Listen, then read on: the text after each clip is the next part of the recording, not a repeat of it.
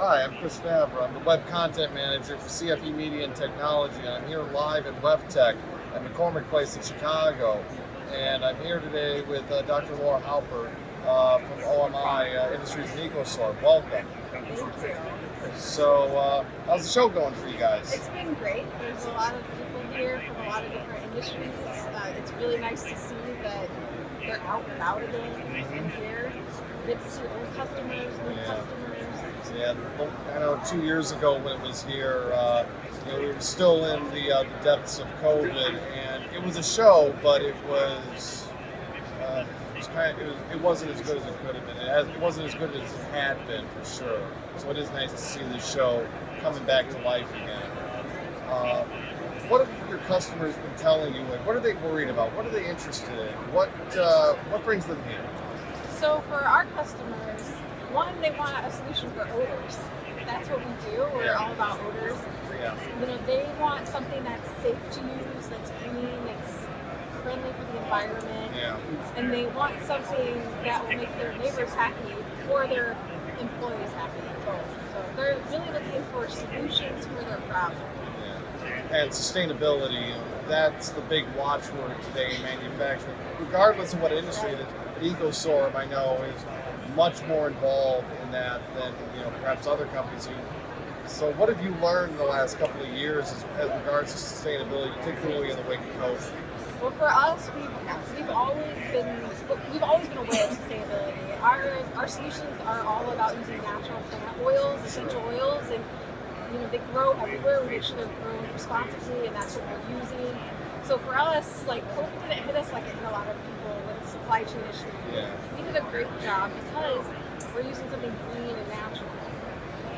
What were some of the challenges, all the same, that EcoSorb had to kind of learn as COVID rolled on into almost 2-3 years? What lessons has EcoSorb learned? Well, so one thing I would say is Zoom calls. I think that was a big one for everyone, right? Like meeting with customers over Zoom instead of that face-to-face interaction. A lot of people I like face-to-face interaction. Sure. So that was a big one. Past that, like thinking about how to help the customer when they have an odor challenge from your home.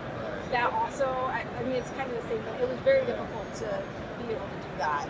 All this remote, interaction that we've had, that's also extended to our technology. Remote monitoring and automation have become really intertwined in the last couple of years. Is that true for EcoSorb as well? It is. We use a new system for our vapor phase technology. So our technology vaporizes out of the wastewater treatment plants, fence line around the sources to remove the odors. Yeah. And we came up with what we call EcoLink, which allows the customer or us to, on our phone, look at what the equipment's doing. So if there is an issue, we can quickly fix it, or if there's an surge in odor complaints, because maybe it's a holiday and there's a lot of people around, they can easily just up the solution.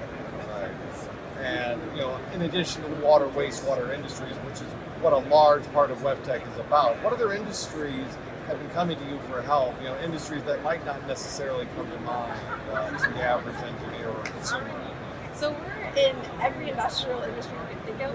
So wastewater for sure. Yeah. And wastewater from being the city wastewater or a food plant wastewater, right? Or dog food, animal feed, paper mills.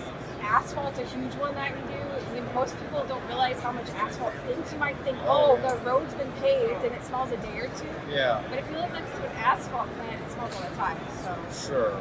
Sure. And in addition to sustainability, efficiency, making everything more efficient. Making those odors go away faster, or finding a way to harness some of that energy. What does EcoSorb got planned for the future as far as that goes? So one thing we've started doing in general is looking at what chemicals are actually coming off creating the odor.